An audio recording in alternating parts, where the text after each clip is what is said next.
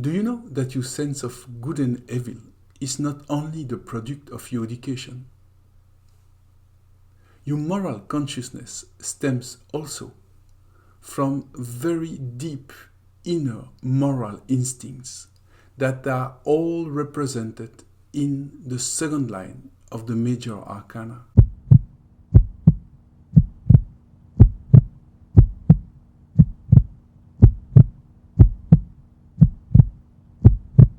The best way to get an intuitive understanding of the middle soul is to start by a visualization.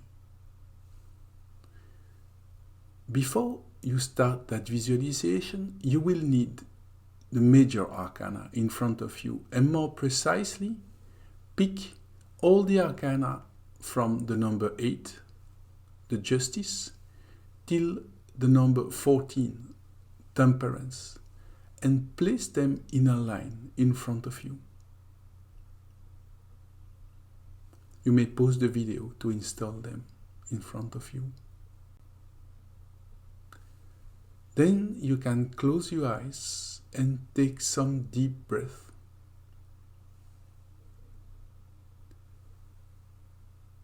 Now, I will ask you to switch on your verbal and moral imagination, that little inner dialogue that keeps judging everything around you in terms of good and evil, kind and mean, selfless and selfish, imperfect and perfect. Let your moral imagination decide if things are good or bad. Is your visualization good enough? What you have done today, is it good deeds or bad deeds? Keep that inner dialogue running for a while. Let the inner comment, the inner judgment take place in your mind.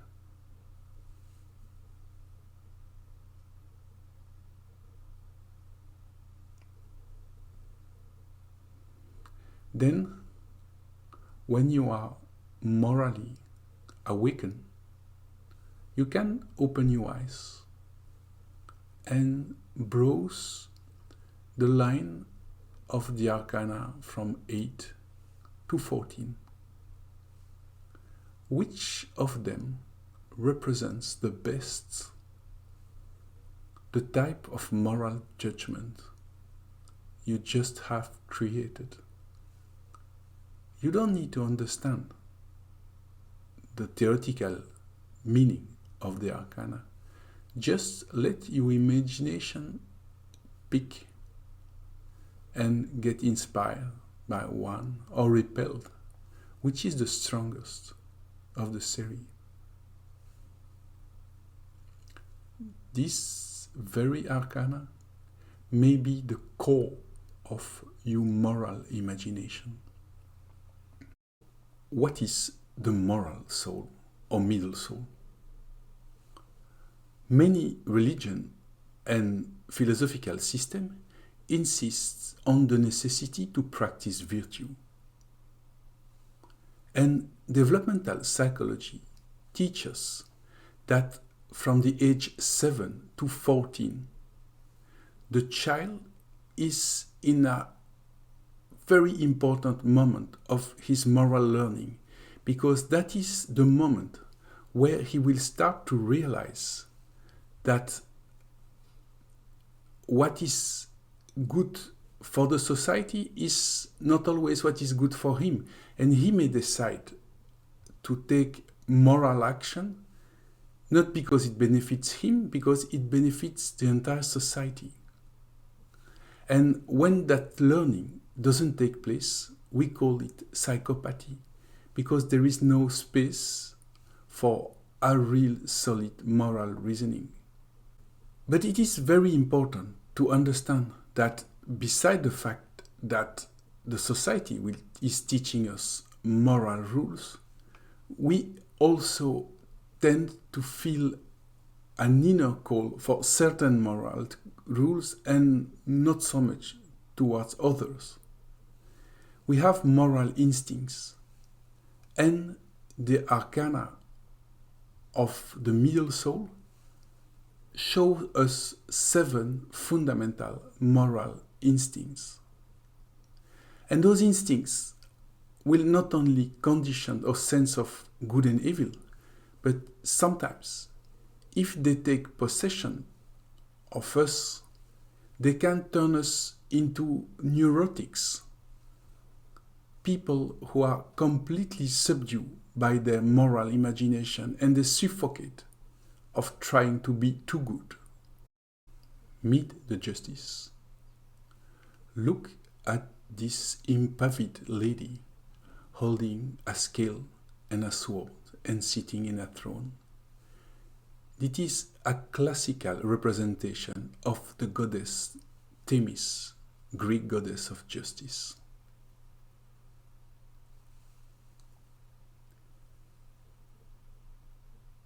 Justice is that moral instinct that drives us to stand for the people when they are unjustly attacked, when they are abused. And in a state of right, the institution called justice will set rules and laws that are there to balance the power and prevent the powerful one to abuse the weak ones. When that moral instinct is properly oriented, it allows us to protect and safeguard the weak ones against the abuse of the strong ones within a legal system or outside a legal system. We stand for the rights of people who need it. Neurotically oriented, the justice will turn into a sensation that we have to be a savior and we have to sacrifice ourselves for the sake of other rights. And usually this tendency end up in a situation where we get abused by the very person we wanted to safeguard or promote. Meet the hermit. You can see in the arcana an old man wearing a very heavy cloak, walking with a stick and a lantern. He's obviously walking during the night into the wild. The tradition of the hermit can be traced back to the Desert Father, a group of religious people who decide to quit the civilization to find the divinity into the desert and ultimately to come back to the society with the discovery they made. Positively oriented, that arcana gives us the moral drive to expand the domain of knowledge, to explore new territory, to bring new resource to our community.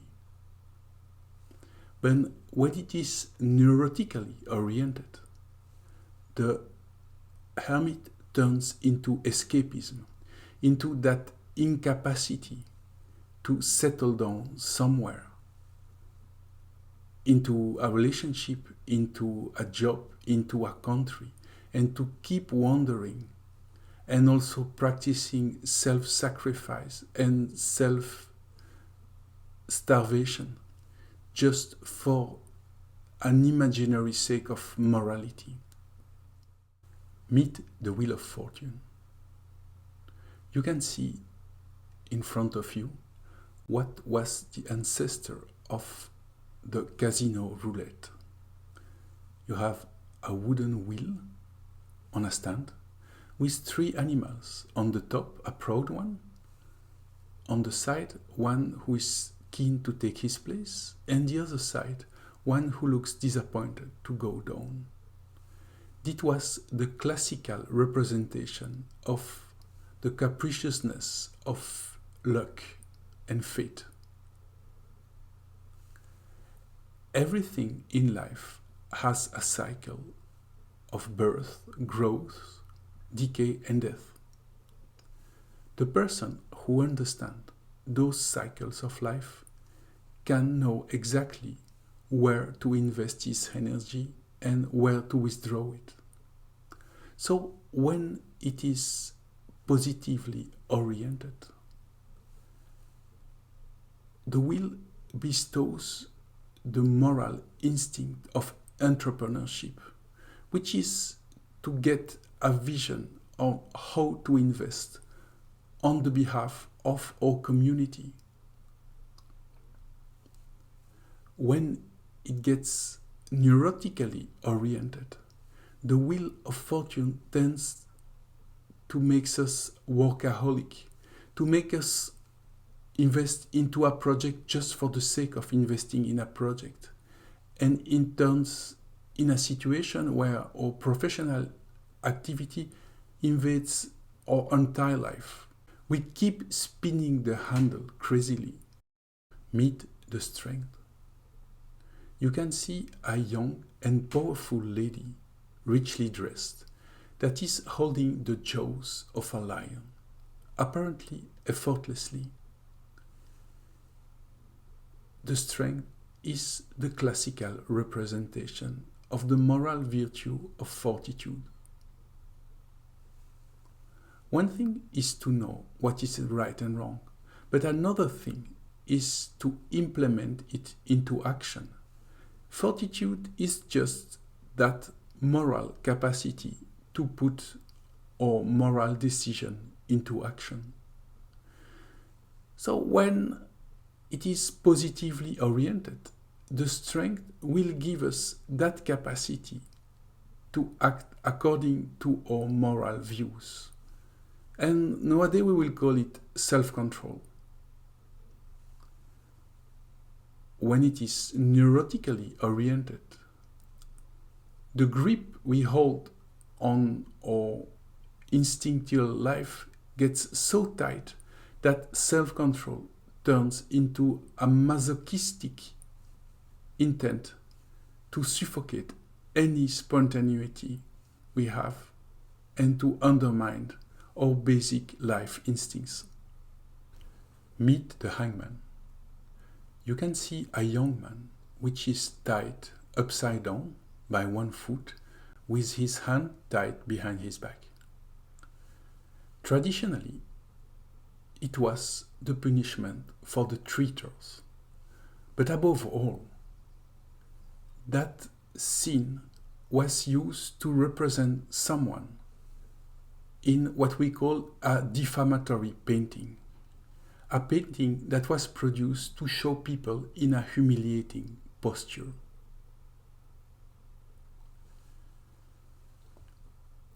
It is very easy to fall into snap judgment and prejudice about people around. And sometimes you really need to work hard to try to stick to sound facts. And the virtue of prudence, which is also a moral instinct, drives us to distrust prejudice and to try to make our own mind sticking to facts. So when it's properly oriented, the hangman allows us that capacity of intellectual prudence. Neurotically oriented, the prudence transforms into a global skepticism and an approach of human relationship where we try to analyze everything mentally. And people who suffer from a schizoid personality disorder display that neurotic tendency to overanalyze and finally not understanding anything about people's behavior. That's the trap of the skepticism. A look at this arcana. It is the nameless. Obviously, That is the representation we use for death since the Great Black Plague of the Middle Age. But this arcana has no name, so don't call it death, call it the nameless. You can see a skeleton holding a sickle in a field of black earth, blanketed with body parts. What we consider usually as death is not the end of everything, but an element in the cycle where the body, putrefied, gets into decomposition, joins the soil, fertilizes vegetation, and this will provide food for the next generation of human beings. So there are elements in life that should disappear. And when the nameless is properly oriented, it will give us the moral strength to let some aspect of our life die because they are no longer useful. We need to let things go, and the nameless gives us that power. Neurotically oriented, that drive to let go of useless attachment get generalized into all form attachment, and we start to attack the people and the thing we like just for the sake of getting rid of them. And these behaviors are highly destructive and will end up in a sense of remorse. Meet temperance. Look at that female angel who is holding skillfully 2 jugs, letting a liquid flowing from one to another. For the ancient, temperance was this cardinal virtue that allows us to find the middle path between 2 opposite vices and to make it a virtue. For instance, the virtue of courage was somewhere in between cowardice and recklessness. The virtue of generosity was somewhere between avarice and prodigality. When temperance is the driving force and properly oriented in our moral imagination, it bestows us the capacity to adopt always the adequate behavior, which is essential for diplomacy. But when it is neurotically oriented, the desire to adopt the good behavior gets so rigidly dominating that it will cover up any spontaneous intention, and it turns into a hypocrisy, into the showing off of moral virtue we don't really own. We have now covered the 7 arcana of the middle soul, and maybe one of them is standing out and represents really the core of your moral imagination, your moral inner dialogue. If it is the case, this arcana is of a very high importance in your inner life. Pick it up and put it in your bedside table, because you will have to enter into dialogue with it. That very arcana represents the major force of your middle soul. It conditions your entire moral imagination, and it can drive you to neurosis or to virtue. So I suggest you to enter into dialogue with that arcana. And that is exactly what the tarot is about, allowing us a dialogue with inner forces.